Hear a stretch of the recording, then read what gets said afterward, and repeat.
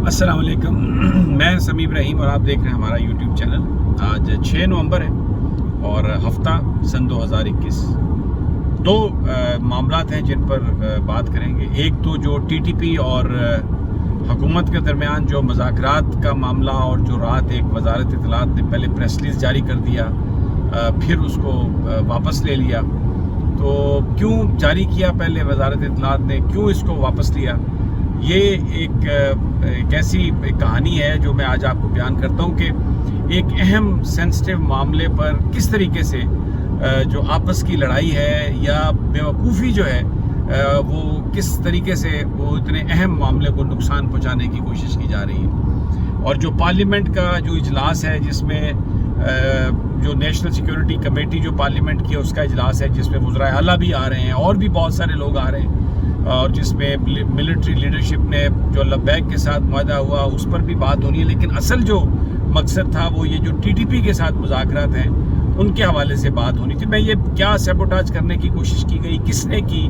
और फिर ये वापस क्यों लिया गया बयान, मैं आपको बताता हूँ इसके हवाले से पूरी तफसील। लेकिन पहले लब्बैक का जो मुआहदा है उसके हवाले से उसको भी सैबोटाज करने की बहुत कोशिश की गई है। शेख रशीद साहब के बयानात आपको आते हैं नज़र, जिसमें वो कहते हैं मुझे तो कुछ नहीं पता। हालांकि ये मामला काबीना में गया, वज़ीर-ए-आज़म साहब ने अपने साथियों को इत्मीनान में लिया, कोर कमेटी को बताया, लेकिन शेख रशीद साहब कहते हैं मुझे तो नहीं पता बिल्कुल। और भी इस तरह के कुछ बयानात, क्योंकि नूरुल हक कादरी साहब भी इस मामले में खफा हैं कि वो ये जो है ना उनको बाईपास किया गया।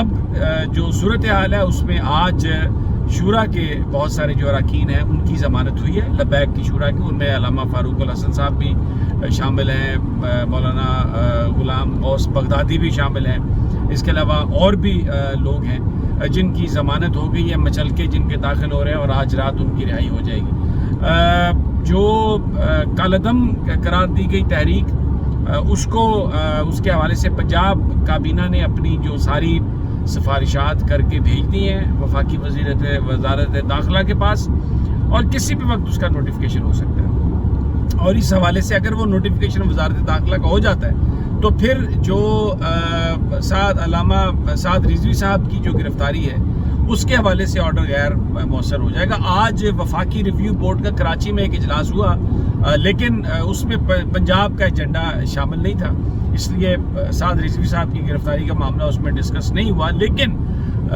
हुकूमत पंजाब जो है वो भी हमें मूव करती हुई नज़र आ रही है, और जो सिर्फ 4th शेड्यूल में जो उनका नाम है अब वो निकालना बाकी रह गया। लेकिन बहुत जल्द ये हो सकता है, और इस बात का इम्कान है कि आज भी साद रिजवी साहब रिहा हो सकते हैं। और अगर वो रिहा होते हैं तो फिर वो सीधा वज़ीराबाद जाएंगे, वहाँ पर अपने कारकुनों से खिताब करेंगे, और उसके बाद जो मुआहदे का जो दूसरा जो हिस्सा है उसके हवाले से फिर इंतज़ार होगा कि वो उस पर कब अमल दरामद होता है, और जो कारकुन वहाँ पर बैठे हुए हैं वो सारे के सारे वापस आ जाएंगे। एक मैं आपको बात बता दूँ, गिरफ्तारियाँ भी कर रही है पंजाब हुकूमत, यानी बहुत सारे जो लोग हैं जब उनको रिहा किया जाता है तो अगर पुलिस रिहा करती है तो सीआईए उठा के ले जाती है, और अगर सीआईए रिहा करती है तो पुलिस ले जाती है, स्पेशल ब्रांच वाले आ जाते हैं, और यानी एक मजाक बना हुआ है। उसमें कई लोगों की गिरफ्तारियां हुई हैं, और एक वर्कर के बारे में तो बताया जाता है कि वो बेचारा 4 महीने की कैद काट के आया और फिर उसको दोबारा गिरफ्तार करके तो उधर जेल में लाहौर में उन्हें पहुंचा दिया गया। ये जो बहुत सारी कुव्वतें इस मुआहदे को सैबोटाज करना चाह रही हैं पंजाब गवर्नमेंट के अंदर भी। लेकिन मैं आपको पते की एक बात बता दूं, ये इसलिए सैबोटाज नहीं हो पा रहा अभी तक कि जो गारंटर हैं, आप समझ रहे हैं मैं किन की बात कर रहा हूँ, वो हर इजलास में मौजूद है। जो वादा किया गया, इस दफ़ा हुकूमत उस वादे से फिर इसलिए नहीं पा रही कि जो भी चीज़ें तय की गई उन पर बात होती है। और अली अहमद साहब जो है वो ख़ुद भी एक अल्लाह से डरने वाले और एक बड़े पाक सीरत इंसान हैं, बड़े सच्चे। तहरीक इंसाफ में जो लोग नहायत जिनके बारे में ये कहा जा सकता है कि बहुत ईमानदार हैं, उनमें से वो सर फहरिस्त हैं। और नबी पाक सल्लल्लाहु अलैहि वसल्लम की नामूस के हवाले से, दूसरे मामलात के हवाले से अली मोहम्मद साहब ने कभी भी कोई मुनाफिकाना रवैया, सबमिसिवनेस उन्होंने इख्तियार नहीं की। तो एक तो उनकी मौजूदगी, दूसरा जो गारंटर है ना वो हर इजलास में मौजूद हैं, वफाक का है, सूबे का है, تاکہ جو معاہدہ ہوا ہے اس پر عمل درآمد ہو. تو اب ہل نہیں سکتے. تو اس لیے مجھے یہ لگتا ہے کہ چیزیں جس طرف جا رہی ہیں باوجود اس کے کہ گرفتاریاں اور یہ اور وہ، لیکن جو تحریک لبیک جو کالعدم ہوئی وہ بھی ختم ہو جائے گا اور 4 شیڈول سے بھی لوگ نکل جائیں گے.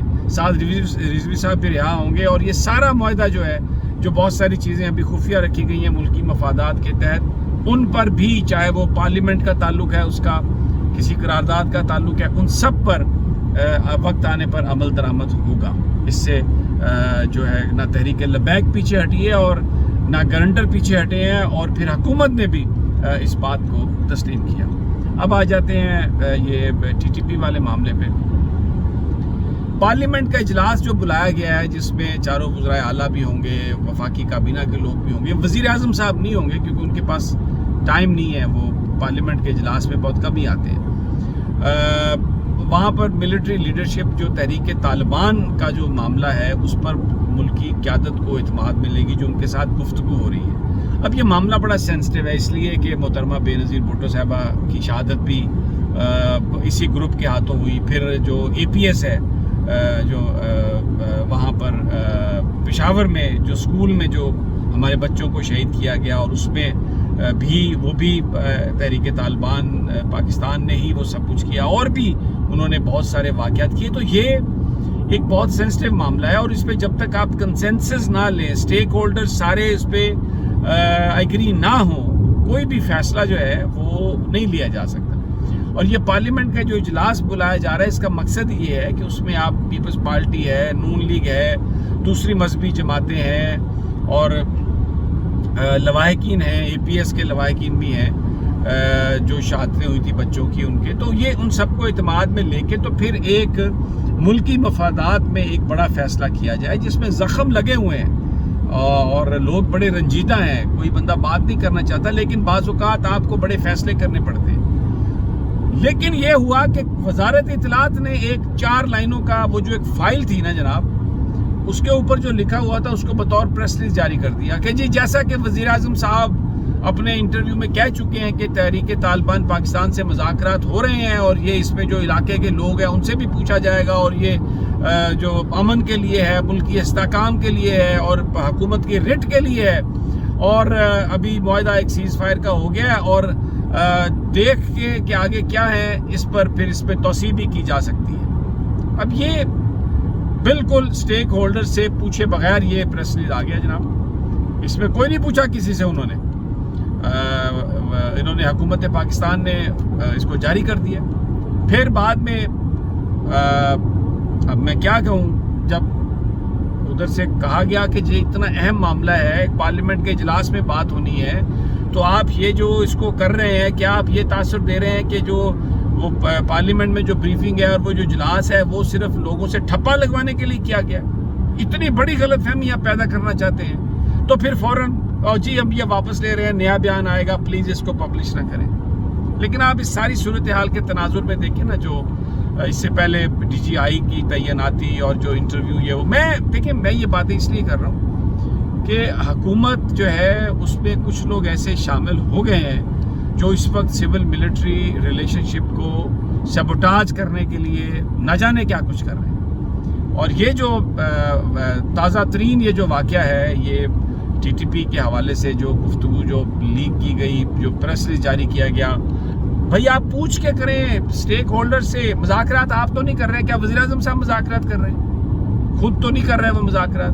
کوئی اسٹیٹ کے لوگ ہوں گے جو وزیر اعظم صاحب کی منظوری سے ہی کام کر رہے ہیں، بٹ ہر کام کو کرنے کا ایک طریقہ ہے نا بھائی. آپ ایک اس کو آپ کیوں خفا، آپ پارٹیوں کے درمیان، پولیٹیکل پارٹیز کے بیچ میں کیوں غلط فہمی پیدا کرنے کی کوشش کر رہے ہیں؟ کس کو مطلب آپ یہ تاثر دے رہے ہیں کہ یہ جو ادارہ ہے بس یہ صرف ٹھپا لگواتا ہے، فیصلے یہ خود کرتے ہیں. خوفناک کھیل ہے، بہت خوفناک کھیل ہے، اس کا کسی کو فائدہ نہیں ہوگا. اور اللہ تعالیٰ ہم سب پر رحم کرے. جیسے ہی کوئی اور نئی اس حوالے سے انفارمیشن آتی ہے آپ کے ساتھ شیئر کروں گا. اور اپنا خیال رکھیے گا. یہ آواز کیونکہ میں ڈرائیو کر رہا ہوں، لاہور سے واپس آ رہا ہوں، تو آواز اگر کم ہو تو اس میں میری معذرت. انشاءاللہ جلد ملاقات ہوتی ہے.